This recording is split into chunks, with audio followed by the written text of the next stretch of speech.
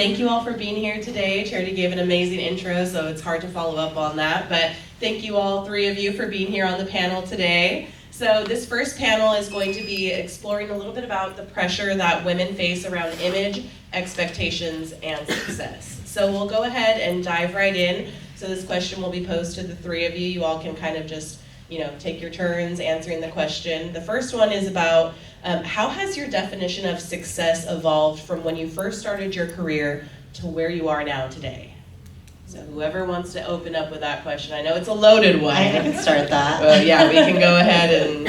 So success before to what it is today. Yeah. The definition of it, yeah. Yeah, totally. I recently went through a career transition probably 2 months ago. So I feel this very freshly.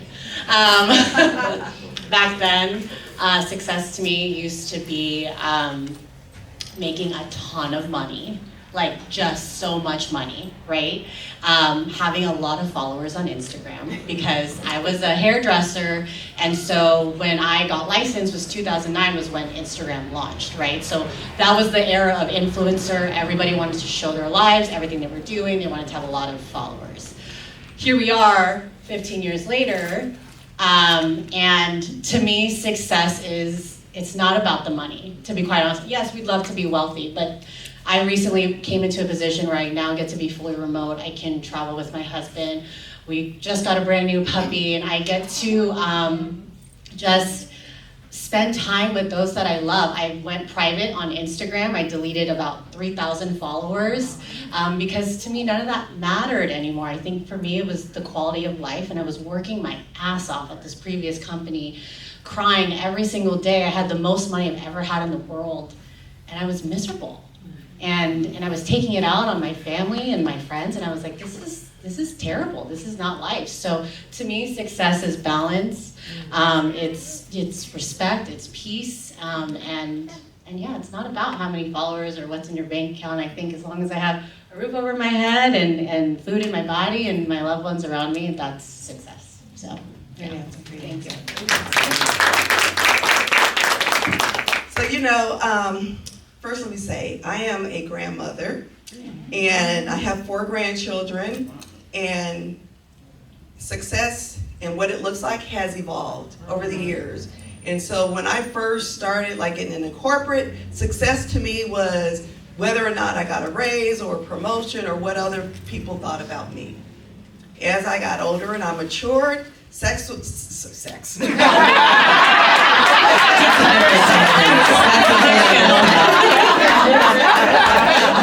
talk about sex. So success is really about the things that I want to do, and I set the bar. I don't let someone else set the bar. So that means if I want to work and have a balance, I like to vacation at least once a month. So I need to go to a different state, country, or somewhere at least once a month. But I had to position myself to do it. It's not all about the money, it's about the quality of life, which you mentioned. But it's really about setting your own goals. So your goals are not in someone else's, and how you measure success, you don't even have to share it. I like to move in silence. A lot of people don't even know the success that I've achieved. And I don't like to post about it, even though I think posting is good. Like, it really helps a lot of people. But for me, I don't post about my success. I just post about fun things and maybe, my children or something I'm involved in. But the success comes, and it's so weird. It's like when I was chasing success, it felt like a struggle. When I let go, I let God, I just started letting things happen, and I started to be authentically me. Everything started to fall in place. So I do feel like I've achieved success. I don't even know if I answered the question correctly, but it's really about what I set as my goals. And so it's no longer looking at someone else saying that you've achieved success or now that you're ready now. I know when I'm ready, so I'm not waiting on anyone to tell me. And that's what's most important. I don't want to wait for anyone to tell me when it's time for me to move on or move on. I execute at my pace. Amen. Okay, well, first of all, I just want to thank you, Charity, for having me here. This means a lot, and this is actually my first speaking engagement with as many women as this. I've done classes at the salon, and I've been in Zoom meetings with a lot of people, but in a room with actual humans in it this is the most. So I am a little nervous, but success to me used to mean, I'm a hairstylist, so success to me 15 years ago when I started used to mean a chair full of clients being booked every day. I used to work 12, 14, 16-hour days busting my ass. But now success to me looks like this. It looks like being in a room full of women who showed up, who want to be better. It means having my two beautiful girls here watching me speak for the very first time. They're being so good. My 7-year-old's recording me right now, so I love that. And success to me just means being able to empower women, which is what I have been able to do these days. And it also does, I'm gonna say it does mean making a fuck ton of money. I like to be able to support my family fully. My husband does work, he has an amazing job, but I've always been a woman who never wanted to depend on a man for my income, and success to me right now means that I'm able to work, do things like this, have flexibility and freedom, and build a legacy and support my family fully. So that's what it means to me. Thank you, ladies. I'm already feeling inspired. So we'll go on and head on to our next question. So can you all share a moment when you felt that pressure to show up in a certain way, whether it be behavior, appearance, or performance, and how that impacted you, especially as a woman in the profession? Opportunity, I learned so much, but definitely working there, I felt a little out of place. The men in there used to say, oh, we always know it's you coming into the office with your heels and your big fat hairstylist hat walking down the aisles. And so that was definitely a time where I felt like, okay, am I supposed to fit this mold in corporate America when I'm actually not a corporate girly? I'm a hairstylist, and the reason Charity recruited me. The reason she even recruited me to work there was because she wanted me for me. And so I learned to let that go, and I learned to actually celebrate that and try to just remain myself, remain authentic. And I did end up leaving after a while, and I went on to other opportunities. But the thing that always stuck with me was that I knew I made a lasting impression, because when I left, I kept so many of those important relationships, and people spoke so highly of me after I left. So I'm glad I stayed true to myself in that. Okay, I'll go next. So, I remember when I got my real estate broker's license. So I was working as an IT manager, and while I had surgery and I was down, so I got my real estate broker's license, and it was like over 20 years ago. And I signed up with this, I think it was Coldwell Banker. And I remember showing up to one of their broker meetings, and I walked in. First of all, I was the only black woman there, right? So I look around and I see all these women, they're all dressed a certain way. I was dressed a little bit different. And then I was feeling out of place, like, I need to be dressing different. If I'm gonna have this license, I need to dress like them. This is what I was thinking. And so now I'm feeling like I'm out of place. What I realized later is, while I'm looking at them and I'm thinking I need to dress like them if I'm gonna play this role, they were looking at me saying, she's different, I like her style. But I don't know what they're thinking, and they don't know what I'm thinking. And at some point, I started to dress like them, and I started to try to talk like them. And I was so awkward, you guys. Like, when I couldn't even, like, I couldn't even close a deal right, because I wasn't being who I am. As soon as I said, I need to just be me. I need people just like if I say sex instead of sex, and then whatever, like, just know that this is who I am. And when I finally said, okay, I just need to be me, I'm gonna dress like I wanna dress, I'm gonna wear my hair the way I wanna wear, I'm not gonna worry about anyone else. I'm gonna show up to every table because I belong to be at the table and to have a seat at the table. Things start to turn around. So yes, I think in a lot of different industries, women in general, especially when we're the minority in the room, and I don't mean by race or ethnicity, I'm talking about a woman. Like, I'm in industries, as an IT manager, I used to be in rooms with only men, and I would be the only woman in the room. I own a trucking company right now. I have a fleet of 16 trucks, and a lot of the owners are men, and they're running these trucking companies. And you know what, if I want to show up in my heels and they have on their boots and their jeans, that's fine. I'm gonna show up the way I want to show up, and they respect me for being authentically me. So I don't fit any type of mold, but when I realized that I don't have to fit the mold is when everything changed for me, and I realized I can just be me.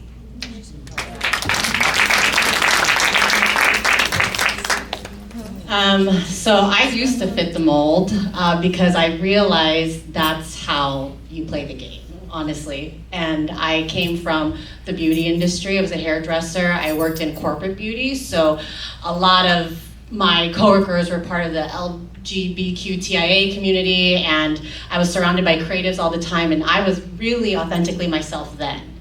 And then when I made the transition into tech, and now I'm in beauty tech, it was a bunch of men who were tech bros, but they hired me because I was a hairdresser. But then I realized maybe I need to be a little bit more, I don't want to say submissive, but a little bit more quiet in the room and fit that mold that they want me to fit, to just kind of sit and listen and do my job for a while, so I can kind of navigate what was happening.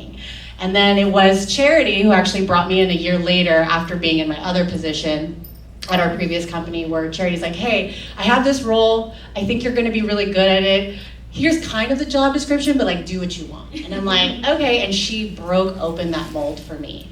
And I was like, this is it. And when Charity was talking about, you know, it's our duty to bring women along the way, she definitely has brought me along the way. And I think that has empowered me and put the right amount of pressure to where I'm now, you know, in a lead position and for another company, and I didn't go to college, you know, and Charity actually opened the door for me to go to Cornell and be, you know, a certified product marketer, and I was like, wow, this is amazing. And so I think for me, I was in the mold for a little, and then I found my little crack, and I was like, okay, I'm gonna release, and that's where I am.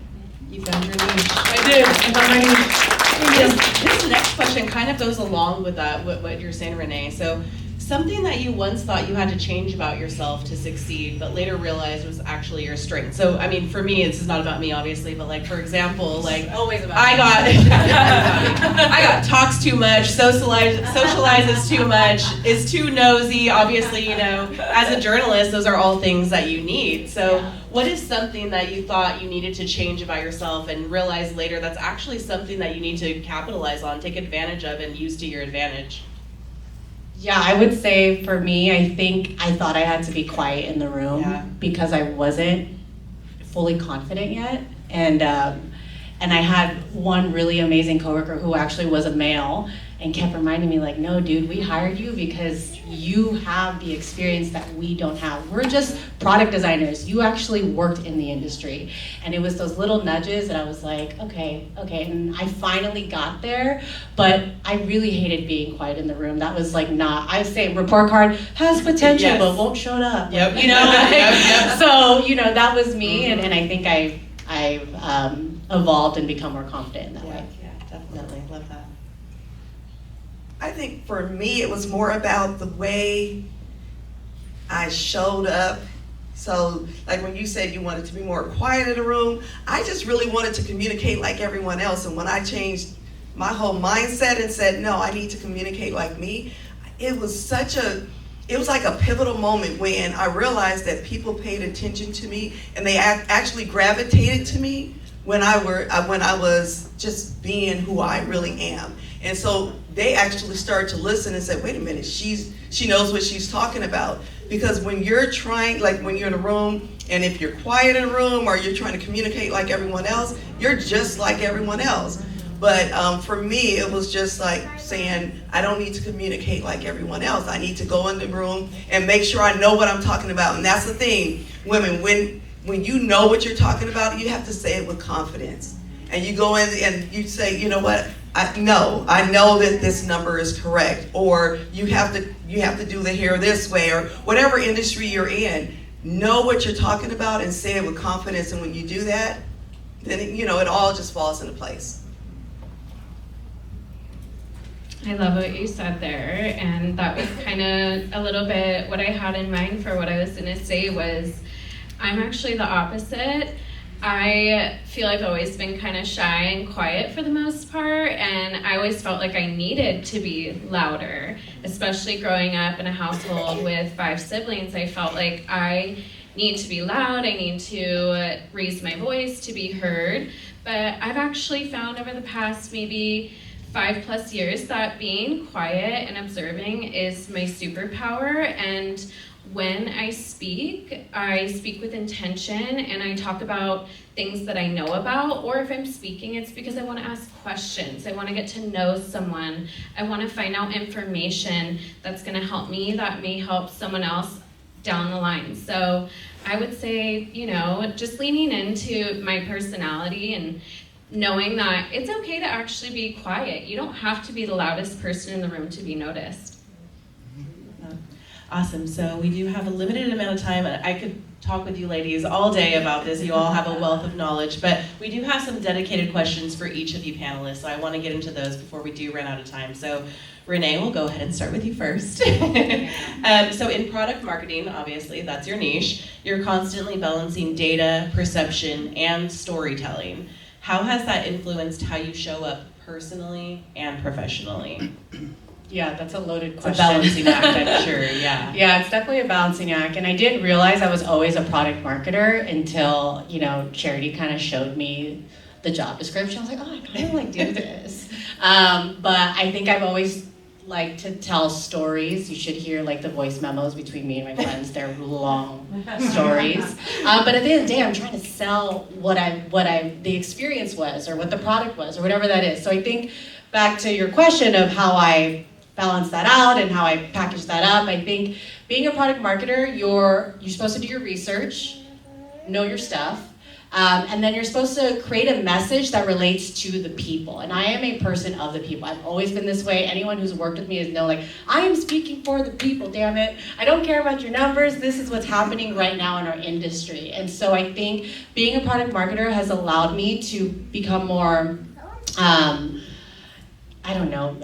knowledgeable of literally everything that I'm doing. And I think the pressure to perform when being a product marketer, especially in a room full of a lot of men, when I'm being in tech, I'm coming more confidently because I know my shit, and that knowledge piece is like, no, I actually know what I'm talking about. And it took me a really long time to get there because I was the quiet person in the room up until a certain point, and I was like, F this, I can't do this anymore. So, that's... Love that. That's Awesome. how I Great feel. answer. Thank you. All right, Sheila, we'll mosey on over to you. So as a CEO, obviously, how do you balance authority and authenticity in environments where women are often judged differently? You kind of touched on this a little bit earlier, but speak to us more about that specifically.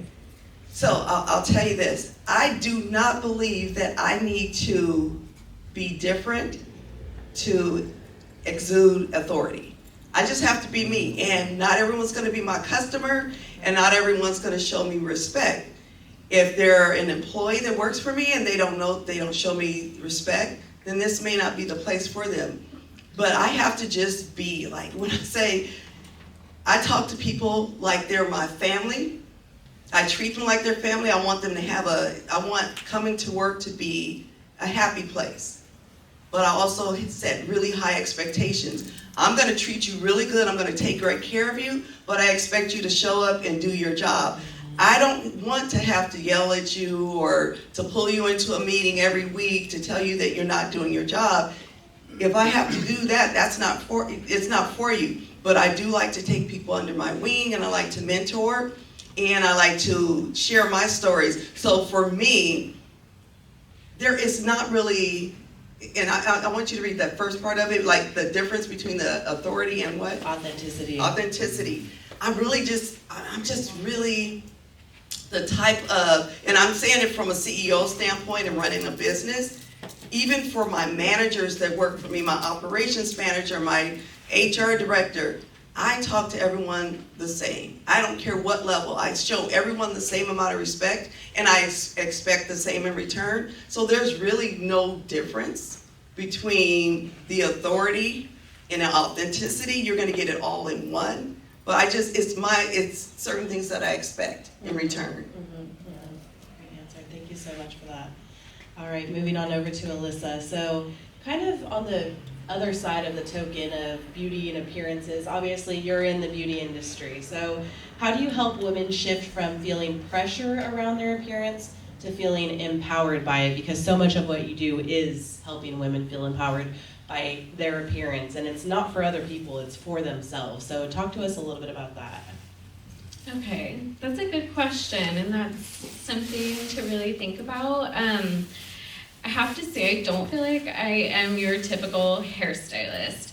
I say my clients come for the hair, but they stay for the conversation and the way that I make them feel when they're in my chair. And at the end of the day, they come in, they have their inspiration. Sometimes they're not sure what they want, and so I'm going to help them and give my professional advice on what I think would work best for them and their lifestyle. But I would say the way that I empower women is the conversations that we're having in the chair. I mean, this is a very intimate setting. I'm physically touching this person, they're trusting me. I always say to people, if someone wants to know, like, if a woman is like a criminal or something, go to the hairstylist, because we literally know. I know when someone's cheating on their husband. I know when their husband cheated on them. But seriously, I mean, I have so many clients that I'm the first one they tell they're pregnant. Yeah. I had a client this year, my age, 2 kids, my girl's age, who literally texted me the moment she walked out of the doctor's office finding out she had breast cancer and was going to go through chemo. I mean, so to me, and I mean, thank goodness she's completed her treatment, she's in recovery now. I'm also the first person she texts when she has an inch of hair on her head and is asking me, how soon can I get extensions to feel myself again? So it makes me emotional thinking about it, because of course as a mom I so relate and couldn't even imagine, but I truly don't believe that I'm empowering women just through what they look like. I think that is a side note. I think I'm empowering women through how I'm making them feel when they sit in my chair and being their friend that trusted somebody. Yeah, and we hear that a lot about hairstylists or, beauty experts in general. It's just you double as like their therapist in a way. So that close relationship is obviously inevitable with, obviously revelations like that. So that's so important. Thank you so much, Alyssa. So this next question will go to all 3 of you ladies, and it's about betting on yourself. And there's this motto that's do it scared, do it, jump out scared, take the risk. Tell us about a time that you all bet on yourself before you felt fully ready, and what pushed you to take that leap. Okay, I'll go first. So, as you know, I was in corporate. I mentioned that I was in corporate. And so I used to work at UC Davis Medical Center, and then IBM recruited me. So I went over to IBM as a software engineer. So I was working there, and I swear it was the hardest I have ever worked for any company. And I remember saying to myself, if I can work this hard for them, I can work this hard for myself. And I actually prayed about it. I'm like, God, just, you know what, close the doors I'm not supposed to go through, open the doors I'm supposed to go through. 2 weeks later, I got laid off. I'm like, oh Lord, like I didn't ask for that. The money is good. And so someone from I'm like, never mind. But someone from another department said, okay, we have an opening, you can come over. And I'm like, but I asked for this. I said to close those doors. And at that moment, you guys, this was in 2012. I said, I will no longer work for anyone else. That day, I decided to work for myself. Never look back. And I just stepped out. I took a big risk because I had great benefits. I made really good money. I got bonuses. Like, I had everything. Life was great.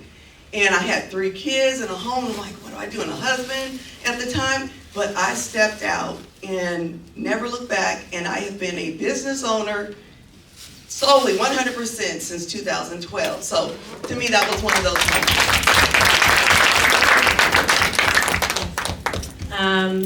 Wow, that's amazing. Good for you. My gosh, I will get there to that point. Hard to follow up on that. I think when I had to bet on myself was when I was 18. So my parents immigrated here from the Philippines. They went straight from the Philippines to New York. It's kind of like where a lot of immigrants kind of start. Lived in Queens, then they moved to California. And being an immigrant from the Philippines coming to America, the American dream is to become a citizen, go to college, have a 401k, and have stability, right? That is the American dream. So my sister went through the whole route. Private school, 4-year college. I was like, college is not for me. I would love to be a hairdresser.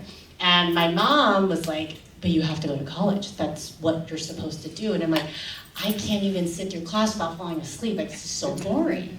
So she's like, fine. If you want to be a hairdresser, you have to figure out how you're going to pay for that. I will help you with this, but you have to finance yourself. And I said, fine. So I ate top ramen every day. I lived at $5 pizza with Little Caesar, and I did it. And honestly, I will tell you, had I gone the traditional route in my mom's eyes of being, going to a 4-year college and really doing all of that, I would not be here today. I think I'd be in a very different place. And, I love my mom and everything that she's sacrificed for me, and that was her route, but it wasn't my route. So I lived in a house with 5 roommates and 1 bathroom, not one bedroom, that's weird. 1 bathroom. And I didn't have a car, so I had to walk to school. I walked to cosmetology school every single day, and back then you had to do 1,600 hours, so you're there from 8 a.m. to 6 p.m. And that's when I realized, like, I'm just gonna hustle, and I'm gonna prove to her and everybody around me that this is like what I'm meant to do. And had I not been a hairdresser, I would have never landed my first corporate beauty job. I never would have moved up here. I never would have met my husband. I never would have met Charity. And so everything really does happen for a reason, and doors started closing because they led me to the right door. So betting on myself back then when I was 18 was life-changing, truly. So a time I bet on myself that really sticks out and has stuck out for me the past, I think it's been 5 years now. Everything I do, I go back to this and why I am where I am today. And it was the moment that I told the CEO of a huge, I think he used to say all the time, $1 billion company, no. I am not going to stay working for you, and I'm not going to take the opportunity that you are offering me, which at the time I thought this is exactly what I wanted. It's what I thought I was working so hard towards. And the moment I said no, and the reason I said no was because actually these little girls here, it was taking everything out of me working at that company, is the truth of it. And I said, I just can't do that anymore because it's not allowing me to be a good mom and a good wife. So I'm gonna turn down this opportunity. I have no idea what I'm doing from here. I was working at a salon that he owned. That meant I had to go and pack up my bags and find somewhere new to work at. And so I just took that chance. I mean, it was in the moment. It wasn't something I had any time to prepare for, but to be honest, it was Charity who I felt really encouraged me to just be my authentic self, stand up for myself and do what felt good in my heart. And I left, and for months, weeks, I was in my car crying on the way to work every day. I didn't know what my future looked like.